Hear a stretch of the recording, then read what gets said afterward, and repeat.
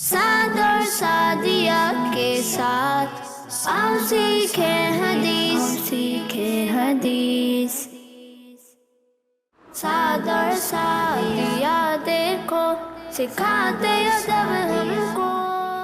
आफिया की तबीयत मुझे ठीक नहीं लग रही है। वो 2 दिन से बड़ी अजीब अजीब हरकतें कर रही है। मुझे तो लगता है कोई गड़बड़ है। आप अपना दिमाग कुछ ज्यादा ही चलाते हैं, इसलिए आपको हर बात में ही गड़बड़ लगती है। मुझे तो लगता है आपके दिमाग में ही कुछ गड़बड़ है।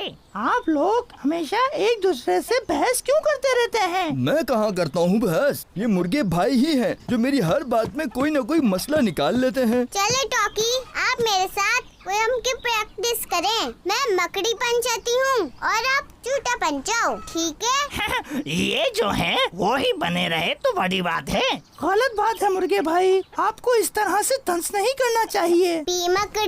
पी मकड़ी चूटे से वो आटकरी। अरे आप भौंक क्यों रहे हैं?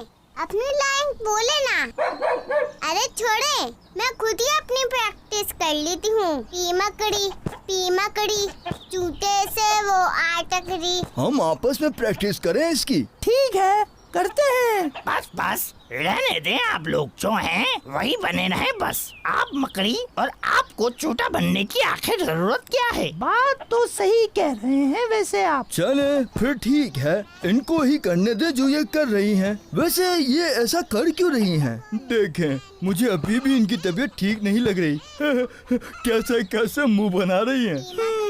सही कह रहे हैं।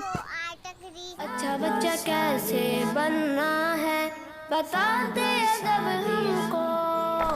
सादिया, आपने मेरी वो नोटबुक देखी है जिस पर मैं अपनी स्पीच लिख रहा था? नहीं साद भाई, मैंने तो नहीं देखी। क्या हुआ बेटा, क्या ढूंढ रहे हैं? बाबा जान, जिस नोटबुक पे मैंने स्पीच लिखी थी वो मिल नहीं रही। दुरूद शरीफ पढ़ना शुरू कर दें, अल्लाह पाक ने चाहा तो जरूर आपकी नोटबुक मिल जाएगी। जी बाबा जान, जज़ाकल्लाह। आमीन। बाबा जान, एक बात तो बताएं, कल आपने सादिया और आफिया को भी दुरूद शरीफ पढ़ने का ही कहा था और आज मुझसे भी आप यही कह रहे हैं। दुरूद शरीफ की क्या इतनी फजीलतें हैं? ये तो कुछ भी नहीं है बेटा।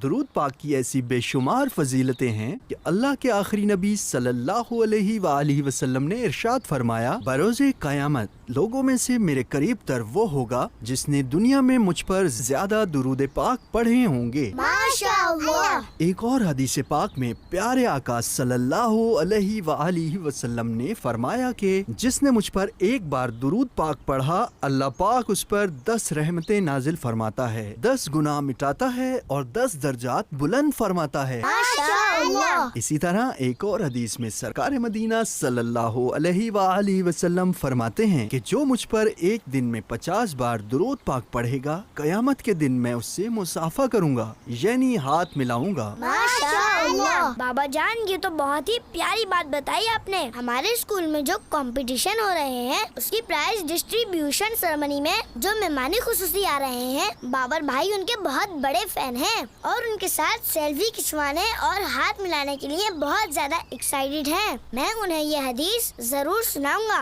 और इंशाअल्लाह आज से मैं भी रोजाना कम से कम 50 बार दुरूद शरीफ जरूर पढ़ूंगा। माशाअल्लाह। हर मुसलमान को सबसे ज्यादा मोहब्बत अपने प्यारे आका सल्लल्लाहु अलैहि वसल्लम से होनी चाहिए, जिन्होंने अपनी उम्मत के लिए यानी हमारे लिए तरह तरह की तकलीफें उठाई, यहाँ तक कि उन पर इतने पत्थर बरसाए गए कि आप सल्लल्लाहु अलैहि वसल्लम की नालें पाक खून से भर गई। न सिर्फ हमारी बख्शिश के लिए रात में रो रो कर दुआएं मांगी, बल्कि रोजे महशर भी इनकी शफाअत की वजह से हम बख्शे जाएंगे। हमारे लिए इससे बड़ी बात क्या होगी कि दुरूद शरीफ की बरकत से आप सल्लल्लाहु अलैहि वसल्लम हमसे मुसाफा फरमाएंगे, यानी हैंड शेक करेंगे। कितनी बड़ी सादत की बात है ये। बेशक सही कह रहे हैं साद भाई आप, ये तो वाकई बहुत बड़ी सादत है। जज़ाकल्लाह साद भाई, आपने बड़ी प्यारी हदीस सुनाई है मुझे। आज से इंशाअल्लाह मैं भी पूरी कोशिश करूंगा कि रोजाना कम से कम 50 बार दुरूद शरीफ जरूर पढ़ूं।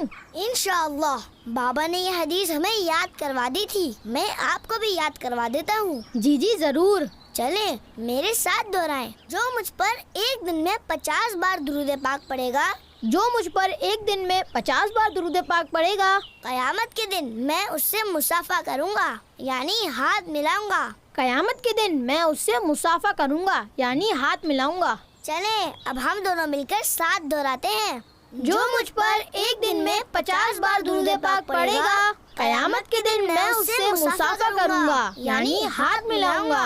जो मुझ पर एक दिन में 50 बार दुरूद पाक पढ़ेगा, कयामत के दिन मैं उससे मुसाफा करूंगा यानी हाथ मिलाऊंगा। साद और सादिया के साथ आओ सीखे हदीस।